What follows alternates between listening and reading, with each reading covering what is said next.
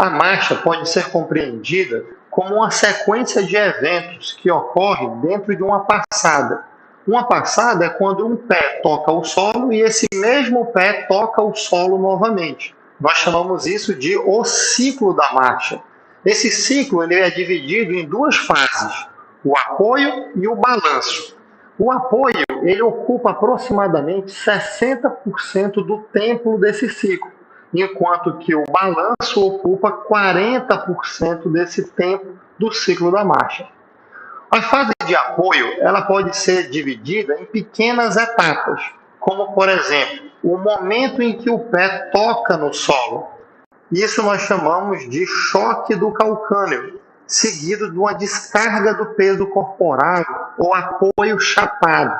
Na sequência, nós fazemos um apoio unipodal ou unilateral. Então, nós estamos colocando todo o peso do corpo numa perna só. E terminamos com o apoio do antepé. Aí inicia a impulsão e o pré-balanço.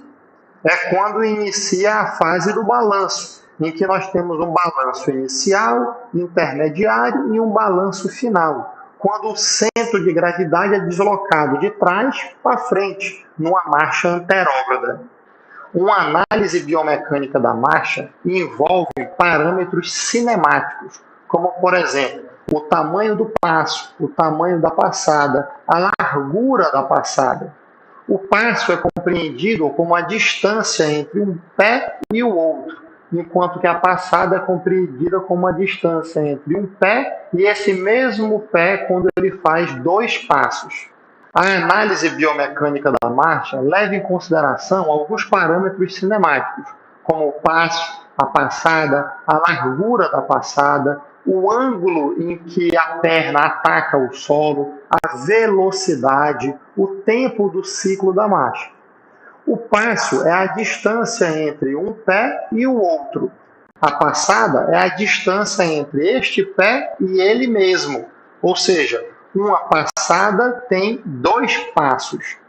O ângulo de ataque é a rotação da perna, a rotação da tíbia quando ela ataca o solo. Tem gente que anda com o pé para dentro, tem gente que anda com o pé para frente, tem gente que anda com o pé para fora, o que nós chamamos de 5 para 1, 10 para as 2, 15 para as 3, como um relógio de ponteiros.